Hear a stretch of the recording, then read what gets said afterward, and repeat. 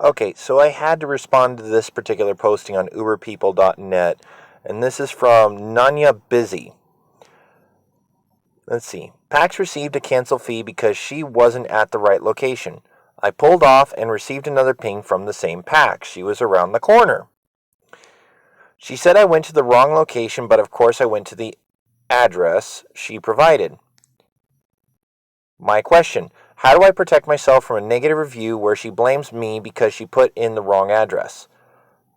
Second question: why was this moved to complaints when I am looking for advice? Well, let's start off with the second point. A lot of advice technically comes from a complaint, and your general complaint here is that you had to go to the wrong location to pick up the right person. Okay, so that's beside the point. The first question is actually a really nice one. How do I protect myself from a negative review where she blames me because she put in the wrong address? The truth is, and I'm going to have to say this with an utmost passion,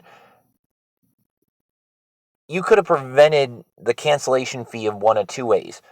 You could have called the person, and I emphasize the term call, because that's what you do if you can't find a person. Nowhere in this statement did you say you called the person. And as much as I'd like to say that Uber and Lyft have like the best GPS service, which they don't. I mean, it's prone to mistakes, and we all know this if you've been out driving for a little while. And passengers, it's prone to mistakes. Like if your house is at an awkward catty corner, it may tell us to pick you up behind your house or drop you off behind your house.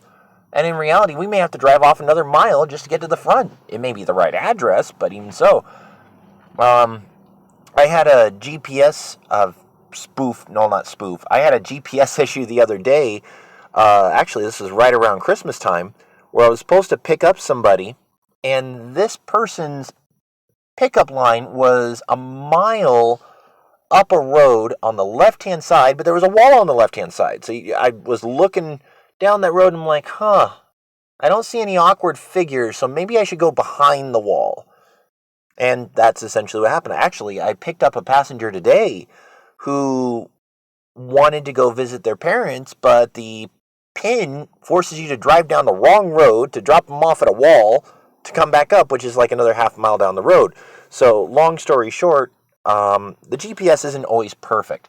I also had another incident where I needed to pick up a passenger, and it took me to a maternity clinic. Yes, a maternity clinic, and this guy was at the hospital. He didn't even know why his pin was dropping him off over there. I don't want to know why. It was a maternity clinic, and it was for a guy. Moving on, whole different story for another day. But yeah, if you can't find the person right away, call them. Before you even cancel, call them. Because when you're still waiting at the original pickup point, you're still getting wait time. So that's nothing bad on you.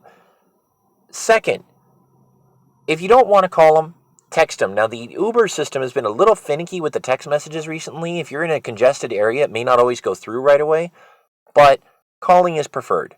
Now, if you called them and you text them and they didn't pick up and they didn't answer your text message and you canceled them, you're best not picking them up again, because that leads to an animosity towards you. It's referred to as poisoning the well. You poisoned your own well by receiving the cancellation fee, and you double tapped the passenger. Now, what you could have done, just on a hypothetical here, is if you did go back up to pick up the passenger and you didn't want a negative review, you could have also said, you know what, I'm going to contact Uber and I'm going to ask them to reverse the cancellation charge because you're already paying me for this trip. You know, it's a couple of minutes off my time. I apologize. You know, I couldn't find you right away. I was looking for you for a while. I tried to call you. I tried to text you. You didn't respond. But you know what? It was a pleasure having you in the car. So, you got to play diplomat on that one if you really want to pick up this person. I mean, if you don't want to pick them up and you know that you already collected a cancellation fee, move it on to the next person, and they're going to have to deal with the well that you provided for them. But I really wanted to respond to this one earlier. I didn't have time to, and that's the basics. Let's see what other people said here. Don't accept the second ping. That's pretty much what I said when I said pass it on. I agree. I already did. So are you already driving this person and putting this up? I love this guy. I mean, he's always responding to this stuff. Your question was how to protect yourself, was it not? You received the perfect advice.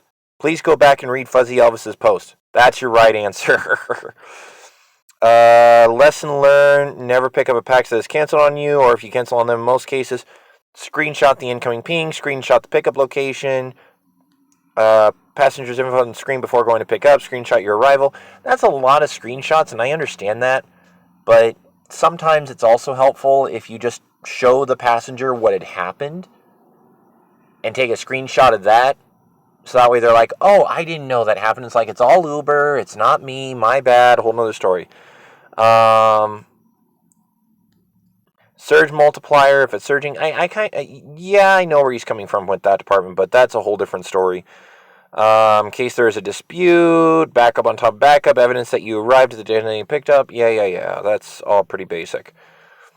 Doc T says, there is no surefire way to protect yourself from a negative review. Yeah, that's pretty much the basics behind it. You do not accept the second ping. No ping, nothing to review or report. Common sense. And yeah, that's pretty much all I'm going to say over here. So, moving on, that's it.